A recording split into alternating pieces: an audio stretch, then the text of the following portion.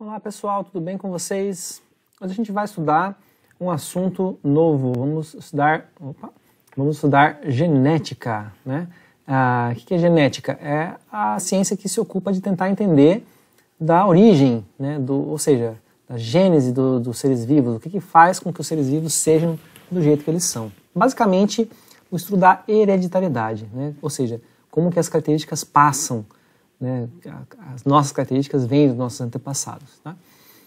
Bem, então, das origens, né? O que seria isso? O ser humano provavelmente sempre percebeu, de certa forma, que as características que estão nos pais vão passar para os filhos e assim por diante. Né? Então, isso pode ser observado nos seres humanos, pode ser observado nos animais, nas plantas. E o ser humano mostrou que ele é capaz de, com muita engenhosidade, se aproveitar disso, como ele fez ao melhorar espécies ancestrais, variedades ancestrais de plantas e animais, transformando essas espécies em variedades domesticadas. Né? Então, como que isso é feito?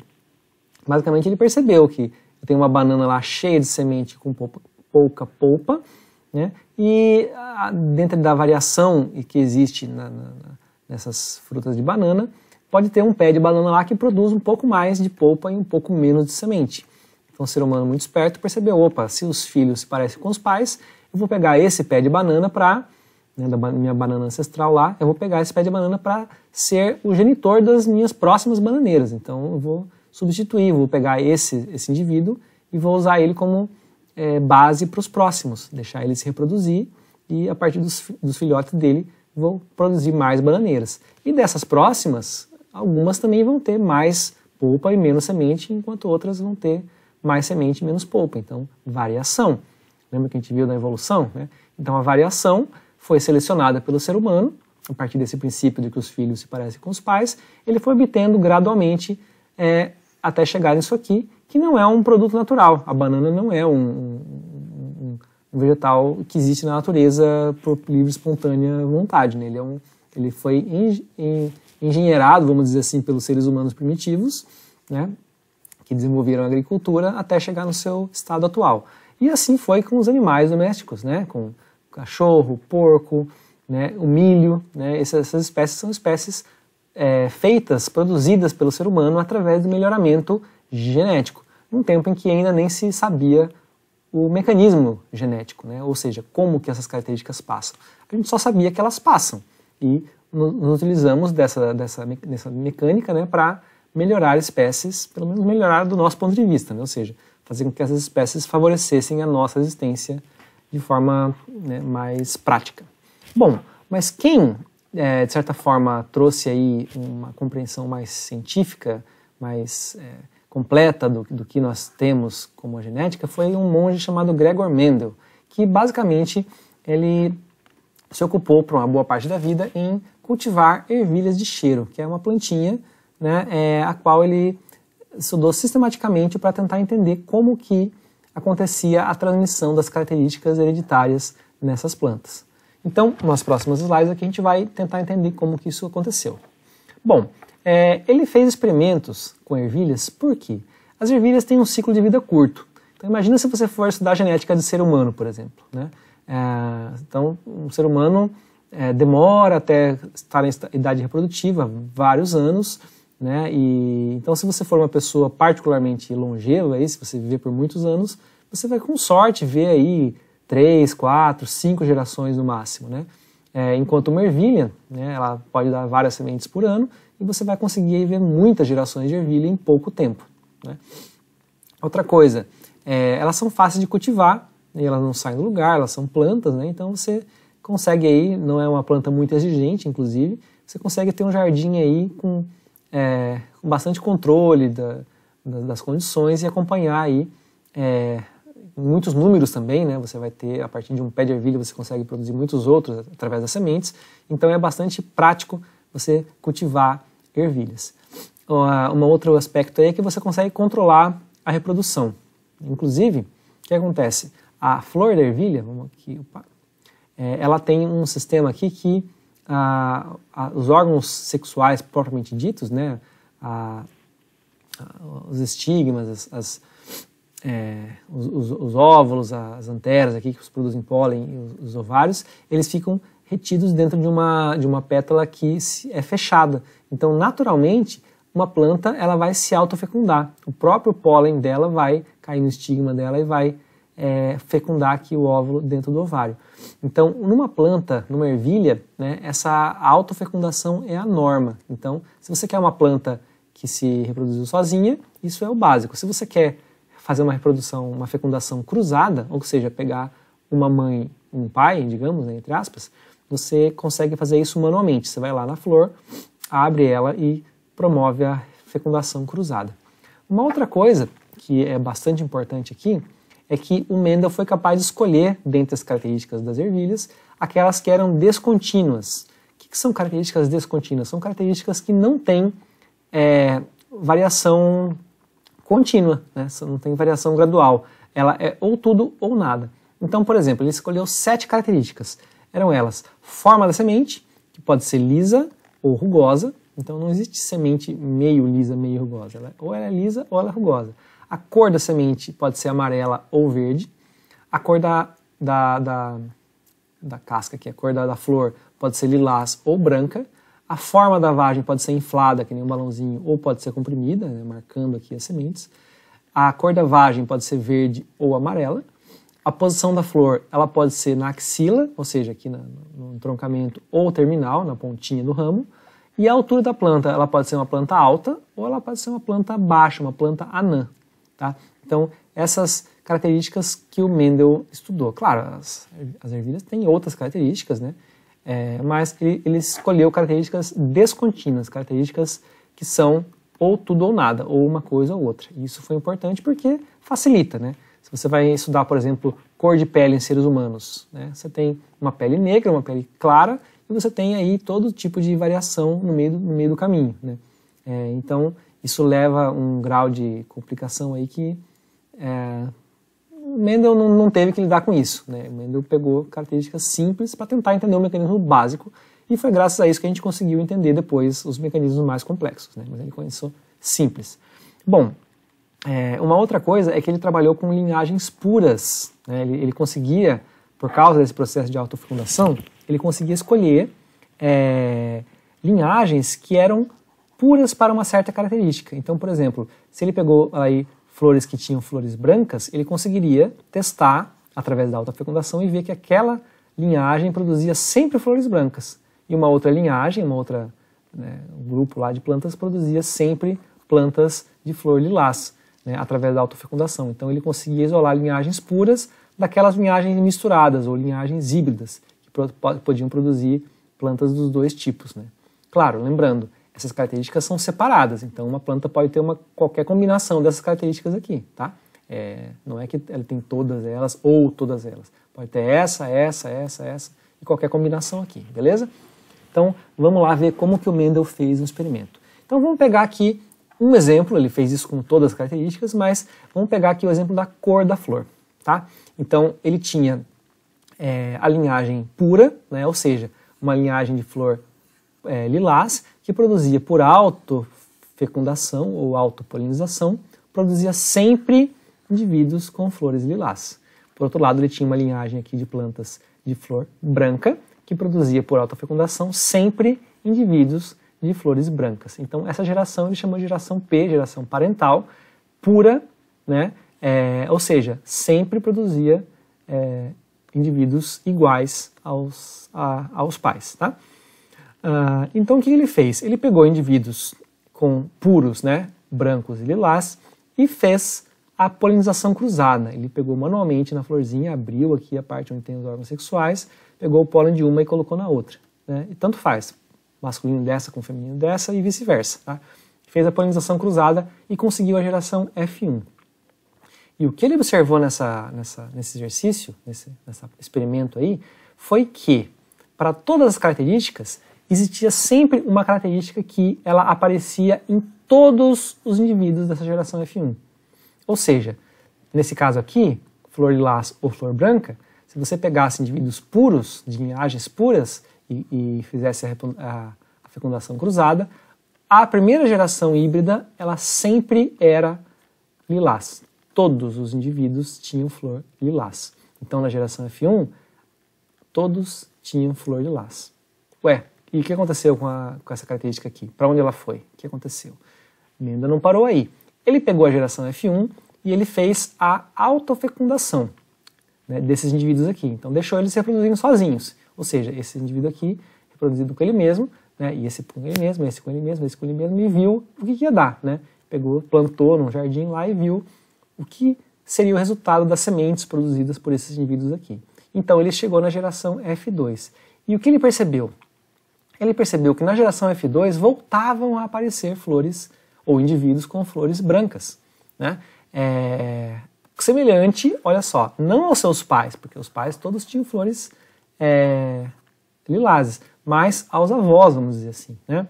As plantinhas avós, né? Ó, voltou a aparecer a flor branca aqui, né? Então, o que aconteceu? Da onde que estava vindo essa característica? Se ela não estava aparentemente aqui, ela estava escondida aqui, o que estava acontecendo? Então, foi através digamos, de tentar resolver esse problema aqui, né? Essa situação aqui, que o Mendel acabou bolando um mecanismo para explicar. Então, detalhe, esse processo aqui ele fez com todas essas características aqui.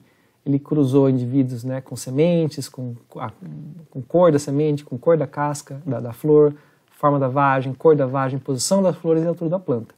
E em todos os casos ele conseguiu o mesmo resultado. Ou seja, cruzando indivíduos de linhagens puras, uma das características dominava na geração F1. Né? Então, olha só, aqui entre a lilás e a branca, dominava a lilás. E ele chamou essas características de dominante. Então, semente lisa, de cor amarela, a flor lilás, com vagem inflada, verde, flor na axila da planta, alta, são características dominantes. E as recessivas são aquelas que ficam escondidas aqui, tá? A ideia do recesso é a ideia de estar escondido. A cor branca, ela aparece aqui, isso significa que de alguma forma ela passou escondida por aqui, ela passou desapercebida. Ela estava aqui, ela se escondeu na geração F1 e reapareceu na geração F2. Então essa característica escondida é a recessiva. Inclusive, essa é a maneira mais segura, vamos dizer assim, né, no nosso exercício de genética aqui, de você descobrir a característica recessiva. É a característica que estava escondida numa geração e aparece na próxima geração, tá? Lembrando, quando eu falo de característica dominante, eu não estou falando de característica predominante, tá? Aqui, pode parecer, olhando aqui a geração F2, tem mais lilás do que branca, então a dominante é lilás. Não é, tá? Tem características, por exemplo, que a maioria dos indivíduos tem a característica recessiva. Na população, a recessiva é a que mais existe, e a dominante ela é bem rara, tá? Um caso, por exemplo, disso aí é a polidactilia, tá? A polidactilia é aquela característica que o ser humano pode ter mais de 5 dedos nas mãos ou nos pés. A polidactilia é uma característica dominante, mas não é uma característica predominante. A maioria das pessoas que você conhece tem 5 dedos nas mãos e nos pés. No entanto, essa é uma característica recessiva, tá? Então, não confundam dominante com predominante. Nem sempre a que tem mais é a dominante, tá? Isso aqui no caso foi só um exemplo aqui, né? O que aconteceu. Nesse caso acontece, mas não é sempre assim. Bom, mas como que o Mendel tentou explicar isso aqui? Vamos tentar acompanhar esse raciocínio. Olha só. Lembrando, né, um pouco de contexto aqui, nessa época não se tinha o conhecimento da genética moderna. Claro, afinal ele estava começando com essa história. Então não se sabia nada sobre a questão do DNA, né, dos genes, toda aquela história lá. Então o Mendel ele chamou o que estaria presente aqui nessas plantas, né, que daria as características para as plantas, ele chamou de fatores. Tá? Então ele falou que essa planta aqui tem um fator que dá a cor branca para a flor, e essa aqui tem um fator que dá a cor lilás para a flor. Então vamos chamar de B, por exemplo, vai. Deixa eu ver qual que ele usou aqui mesmo no próximo. Vamos chamar de A então, vai. Para usar a mesma letra do próximo slide lá. Então vamos dizer que ele usou o nome de fator A, ou A maiúsculo, tá? Para que seria o lilás. E vamos dizer que ele usou o nome do fator Azinho para chamar de branca. Tá? Então, se uma planta tinha um fator Azão, né, alguma coisa, né, que dava a essa planta ali a cor da flor lilás. E se tinha o fator Azinho, essa planta teria uma flor branca. Só que, nesse caso, né, se os fatores presentes aqui na planta fossem simplesmente Azão ou Azinho, se cada planta tivesse um fator, então essas plantas aqui teriam um fator Azão e essas plantas aqui teriam um fator Azinho. Qual seria, o que estaria nessa planta aqui para ela ser lilás? Azão.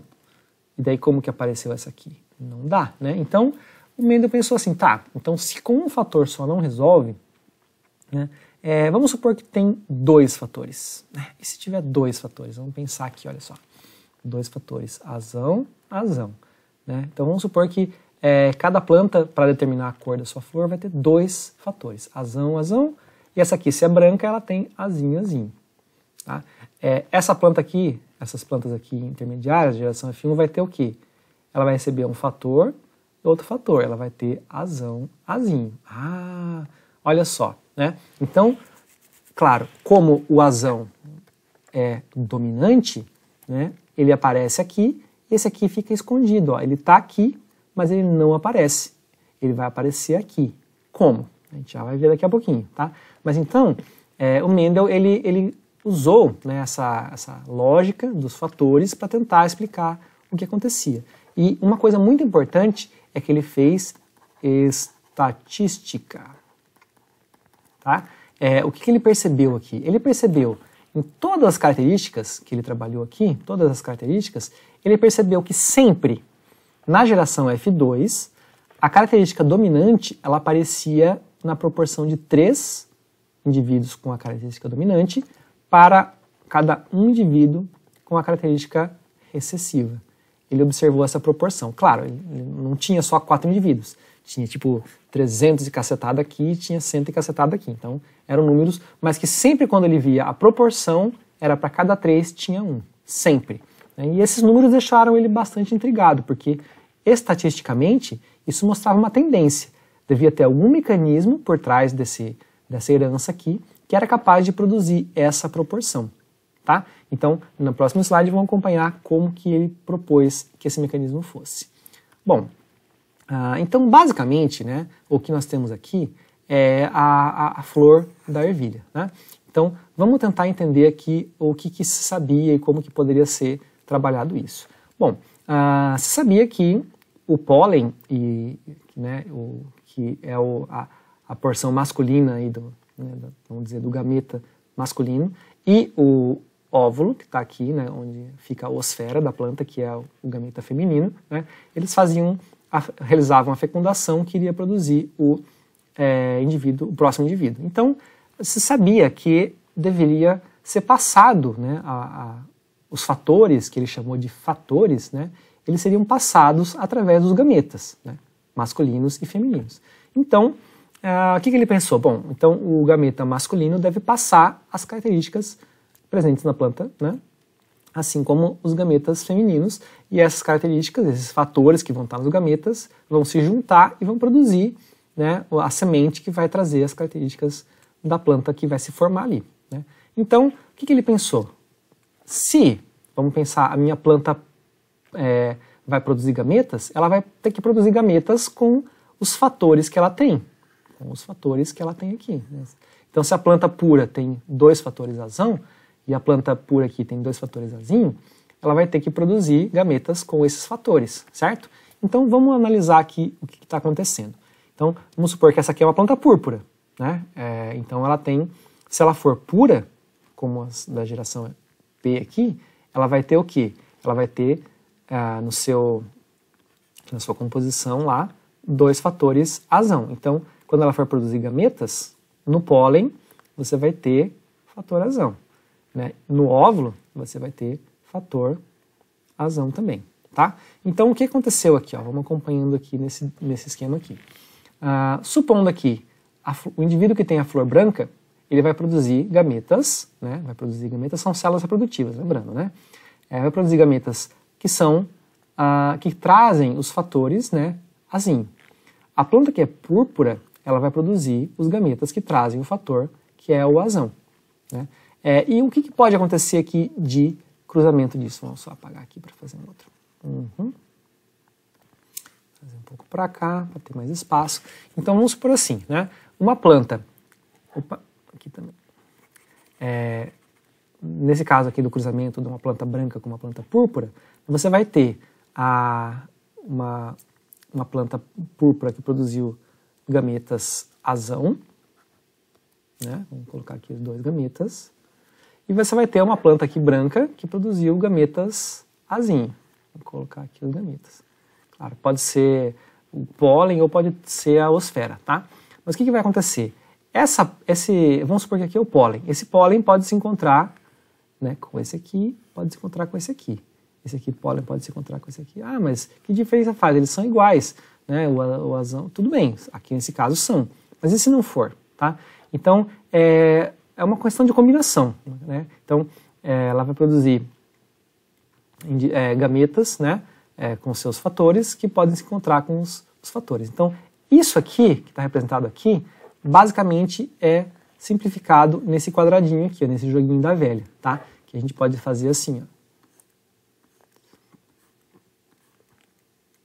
Vamos fazer um pouco mais aqui para cima. Olha só. O joguinho da velha aqui. Eu vou deixar um outro pronto aqui, porque a gente vai fazer diferente daqui a pouco. Tá. Então, aqui azão, azão, azinho, azinho. Tá? Então, o que eu vou fazer nesse joguinho da velha aqui é o encontro dos gametas, né? Então, aqui vai dar azão, azinho, azão, azinho, azão, azinho, azão, azinho. Né? O que significa isso?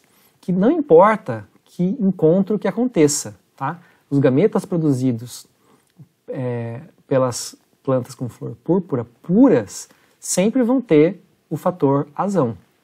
E os gametas que são produzidos pela flor branca pura sempre vão ter o fator azinho. Então, no encontro desse gameta com esse gameta, você sempre vai ter uma mistura, o fator azão com o fator azinho. Lembrando, o fator é simplesmente um nome dado para algo da planta, né, que dá a cor, no caso aqui, para a flor, tá? Então, só que, como o fator azão ele é dominante, a planta da geração, né, essa planta filhote aqui, ela vai ser o quê? Púrpura, né? Que é o que ele observou em F1. Então, ele pensou aqui, ó, 100% flor púrpura. Fenótipo, aqui é uma palavra nova. O que é fenótipo? Fenótipo é a característica que é manifestada naquela planta, ou seja, essa planta é púrpura, a flor dela é púrpura, ela tem fenótipo púrpura, tá? 100% das plantas tinham fenótipo flor púrpura, tá? Então, o que aconteceu? Daí, essa planta púrpura, no entanto, ela não vai ser pura mais, olha só. Ela não vai ser azão-azão, ela vai ser azão-azinho. Ela tem aqui o fator dominante, mas ela tem o recessivo escondido que fica lá, mas não aparece. Agora, na autofecundação, aí a coisa muda de figura, porque ao invés de produzir gameta sempre azão, ela vai produzir alguns gametas azinho também. Metade, metade, né? Porque se ela tem os dois fatores, ela vai produzir metade azão, metade azinho. E essa aqui também vai produzir metade azão, metade azinho, né? Digamos, a outra, se ela vai se autofecundar, né, ela vai produzir os dois tipos de gameta. Pólen, vamos supor que aqui é o pólen, tá? E aqui a osfera. Tá? Então, ela vai produzir gametas com azão com azinho, com azão com azinho. A ordem não importa, tá? Ela produz os dois tipos. E daí sim você vai poder ter, olha só, se aqui era 100% igual, tudo igual, não tem diferença, né? Aqui não. Aqui o azão pode se encontrar com outro azão, o azão pode se encontrar com outro azinho, ou com um azinho, o azinho pode se encontrar com o azinho, ou o azinho pode se encontrar com o azão, tá? Porque são 4 tipos de gametas. Azão, azinho, pólen, azão, azinho, osfera, né? Que é equivalente ao gameta feminino, tá? Então, nesse caso aqui, vamos fazer o nosso joguinho da velha de novo, ó, que é esse que está aqui. Aqui eu posso colocar gameta masculino, pólen, azão, azinho, 2 tipos de gameta. e aqui eu posso colocar gameta feminino, azão, azinho, 2 tipos de gameta, tá? E o encontro desses gametas não vai ser mais aqui esse, né, monótono, vai ser esse aqui, se esse pólen encontrar com esse óvulo, vai ficar azão, azão. Se esse pólen se encontrar com esse óvulo, vai ficar azão, azinho. Ah, mas não é azinho, azão, tanto faz a ordem, tá? Importa que é a mistura desses dois aqui. Se esse aqui encontrar com esse aqui, vai dar azão, azinho também. E se esse aqui encontrar com esse aqui, vai dar o quê? Azinho, azinho. Olha só o que aconteceu aqui. Nós temos quantas possibilidades? Quantos tipos de encontro diferentes nós temos aqui? 1, 2, 3, 4. Desses 4, quantos dariam aqui uma flor de uma planta com flor branca? Só essa aqui. Essa aqui seria lilás, essa aqui seria lilás, essa aqui seria lilás e essa aqui seria branca. Então, se você, através de uma autofecundação, de uma planta de flor púrpura híbrida, ou seja, misturada, que tem os 2 fatores, você vai ter, na formação dos gametas e na fecundação para a geração F2, você vai ter 4 possibilidades de combinação. E dessas 4 possibilidades, uma delas é o azinho, azinho, né? Então, que é o que está aqui, ó. Essa flor produz gametas, vamos supor, masculinos, azão ou azinho, e femininos, azão ou azinho. Através do cruzamento, né, desse joguinho da velha aqui, você tem as combinações possíveis. E dessas combinações, uma só resultante é a benditinha da branca, que apareceu aqui na proporção 3:1, que é a mesma proporção, né, que pelo modelo, né, pela proposta do Mendel, aconteceria, né, se fosse verdade. E, como ele calculou, ele fez isso com todas as características e obteve resultados consistentes com esse modelo aqui, né, que é o do modelo dos fatores, né, os fatores duplos, né, ou seja, cada indivíduo vai ter 2 fatores. No caso, os fatores são de 2 tipos, né, tem o azão e o azinho, né, só que na hora de formar o gameta, esses fatores vão se separar. Então, a planta vai produzir ou um gameta com um fator ou com outro fator. Então, vai ter 2 tipos de gameta. Então, quando essa planta produzir pólen aqui, ela vai produzir pólens azão e produzir pólens azinho, né? Grãozinhos de pólen dos 2 tipos, metade e metade. E ao se juntar com os óvulos, que também vão ser alguns azão, alguns azinho, vai produzir combinações segundo essa tabelinha de encontros aqui, né? Essa matrizinha de encontro aqui, que vai ser azão com azão, azão com azinho e azinho com azinho. 3 para cada um branco. Fenótipo, 3 fenótipo lilás para cada um branco. Claro, mas essa aqui é diferente dessa. Sim, essa aqui é pura. Essa aqui é híbrida, né? Ela é misturada. E essa aqui é pura. Então, uma planta de flor branca é sempre pura? Nesse caso aqui, sim, né? Então, proporção fenotípica, 3 púrpura para 1 branca, certo? Então, o Mendel propôs essa ideia, tá? Ele escreveu, ele estudou, fez os cálculos para todas as características, né? E lançou esse estudo aí na forma de artigos que ficaram lá engavetados e só foram redescobertos, né, mais para frente, quando o pessoal começou a procurar e vasculhar, né? Então, o Mendel, na época que ele fez esse estudo, acabou não tendo o reconhecimento todo que poderia ter tido, né? Mas bem, vamos aproveitar aqui então desse estudo aqui e pegar alguns conceitos que são importantes, tá? Porque aconteceram você vê que tem várias coisas aqui diferentes, né, que vocês talvez não tenham visto ainda em profundidade, né? E existem nomes para facilitar a comunicação, porque agora a gente vai pegar esse básico que o Mendel descobriu e, claro, não ficou só aqui, né? Se o Mendel começou a descobrir o início, né, isso aqui, a partir daqui, só complica, né, para o desespero de alguns aí. Mas vamos lá. Então, conceitos básicos de genética. Tá? Eu achei esse mapa aqui que é bem legal para a gente. Então, a primeira coisa que a gente vai prestar bastante atenção aqui, né, eu usei a linguagem que o Mendel poderia usar aqui, que seria o quê? Fatores. Né? Mas, hoje em dia, a gente não precisa chamar de fator mais, né? Porque a gente sabe o que carrega a informação genética, né? E o que é que carrega a informação genética? Fatores? Os fatores estariam aonde, né? Onde que estaria isso aqui?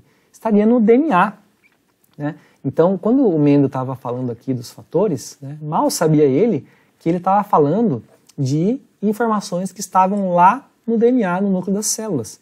E que esses fatores aqui, eles na verdade eram pedacinhos do DNA que a gente chama hoje de genes, né?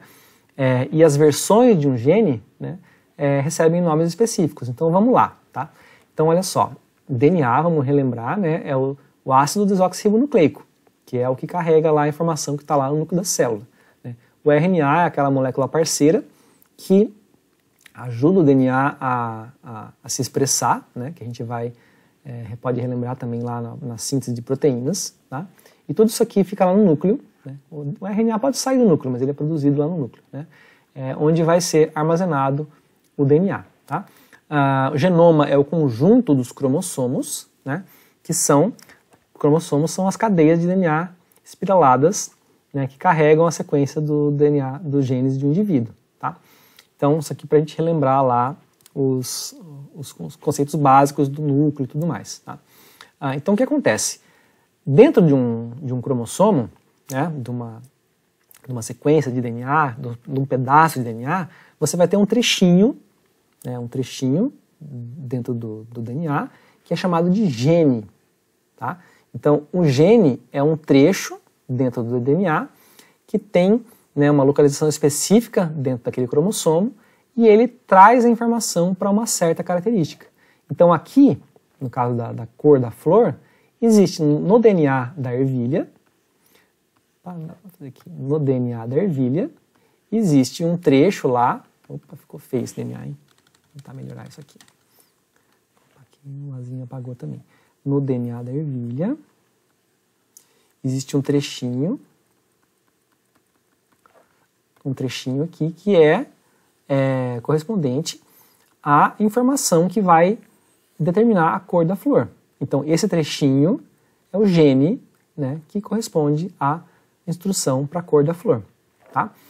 Então, isso é um gene, é um segmento DNA com localização específica do cromossomo que tem uma função específica lá. No caso, a gente pode pegar o exemplo da cor da flor. E esse gene pode ter versões, ele pode ter, digamos, variações, tá? Essas variações são chamadas de alelos. Então, são formas alternativas do mesmo gene que ocupam o mesmo locus. O que é um locus? É um lugar do gene no cromossomo. Então, ocupa o mesmo lugar nos cromossomos homólogos. O que são cromossomos homólogos? São cromossomos de tamanhos e formatos similares que possuem mesmo locus gênicos, encontrando-se aos pares. Mas é pares? Por quê? Porque são os pares que nós temos do pai e da mãe, né? Então, lembrando aqui, ó, uma planta recebe um pólen, né, e um óvulo. O óvulo vai trazer um fator e o pólen vai trazer outro fator. Então, quando eles se encontrar, vai ter dois. Onde que estão esses fatores, esses genes? Eles estão nos cromossomos. Então, cada indivíduo vai ter 2 cromossomos de um tipo? Vai. Um do pai, um da mãe. Tá? Então, cada um de vocês tem 23 cromossomos que vieram dos seus pais e 23 cromossomos que vieram das suas mães. Totalizando 46 cromossomos no total para cada um de vocês, certo? Então, desses cromossomos, 23 do pai, 23 da mãe. Cada um desses 23 tem um seu par no outro 23 da mãe, né? Cada um do pai tem um parzinho da mãe, que são cromossomos que são semelhantes. Então vamos supor lá que tem a característica cor do olho, né? Tá num cromossomo, vai ter um outro cromossomo lá na sua mãe e um no seu pai que tem lá a informação para a cor do olho também. Então são os cromossomos homólogos, tá?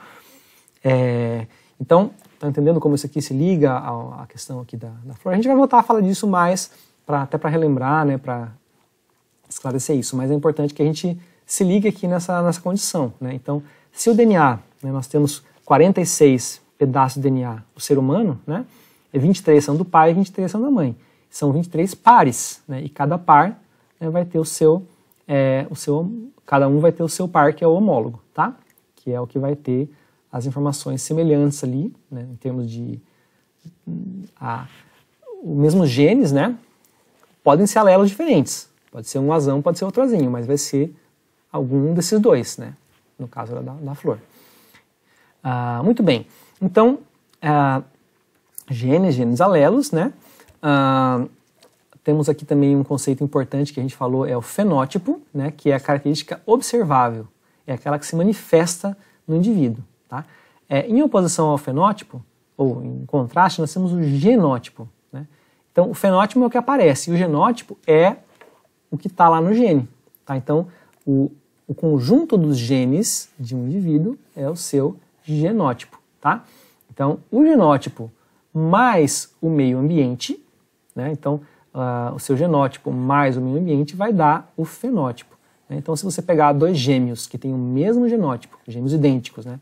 Que têm o mesmo genótipo, mandar um lá para o trópico, né? Lá para Bahia, por exemplo, e outro mandar lá para o polo sul, polo norte, né? E passar 10 anos lá, você vai encontrar dois indivíduos bastante diferentes depois de um tempo, né? Um vai estar com a pele bem mais marcada pelo sol, pela radiação solar lá dos trópicos, né? E outro vai estar tendo vivido lá num ambiente frio com pouca radiação solar. Eles vão estar bem diferentes, no entanto, eles têm o mesmo genótipo, né? Você não consegue mudar os genes assim, né? Mas o meio ambiente vai alterar para trazer um fenótipo diferente, tá? E daí nós temos dois termos aqui que são muito importantes: homozigoto, heterozigoto. A gente vai voltar nessa tabela aqui porque tem um monte de outros termos, né? Então, o que seria isso? Homozigoto é um indivíduo que tem os dois alelos idênticos. Então, quem que é homozigoto aqui, ó? Esse indivíduo aqui, ó, o azão, é homozigoto. Esse aqui, ó, homozigoto. Esse aqui, homozigoto. Ele tem duas versões iguais, né? E o outro, esse aqui, ele é o quê? Se esse aqui é homo, esse aqui é heterozigoto. O que é isso? Indivíduo com dois alelos diferentes, tá? E nesse caso aqui, um é dominante e o outro é recessivo. Claro, se são dois diferentes, né? Um vai ser dominante e um é recessivo. E o que é dominante e recessivo mesmo? Dominante é o que se expressa mesmo quando ele está só com um alelo. E o recessivo é que ele precisa de dose dupla, tá? Então, olha só, o azinho, né? Que dá a flor branca, ele só aparece se tiver dois. Ele só aparece se tiver em dose dupla. O azão, ele aparece sempre que ele está lá, ele aparece, tá? Ele aparece, aqui tem dois, ele aparece. Aqui tem um só, ele também aparece. O azinho fica escondido, é por isso que ele é recessivo, tá? O azinho fica recessivo. Lembrando, recessivo não é o que tem menos. Esse é o caso nesse exemplo, tá? Se isso aqui fosse, por exemplo, a polidactilia, tá? A polidactilia é uma característica dominante. Isso significa que para a polidactilia, quase todo mundo, né, que tem 5 dedos lá, é azinho, vamos dizer assim, tá? Tem a característica recessiva. Raramente, é bem incomum, tem um indivíduo que tem um azão lá, tá? E esse azão vai ter daí essa característica dominante, que vai ser ter mais de 5 dedos na mão ou no pé, tá? Eu digo quase sempre porque é uma característica que ela tem penetração incompleta, ou seja, às vezes a pessoa tem o dominante, mas a característica pode não se manifestar completamente, tá? Mas aí são casos particulares, específicos, que vamos deixar para outro dia, certo? Bom, então, vimos aqui os principais termos, tá? Ligados à genética. Tem alguns que ficaram de fora, porque, né, eles vão envolver outros assuntos que a gente vai ver ainda mais para frente, tá? E a gente vai voltar nisso aqui, porque é bastante importante que a gente se familiarize com esses termos todos, tá bom? Então, por enquanto é isso. Valeu e até a próxima, pessoal.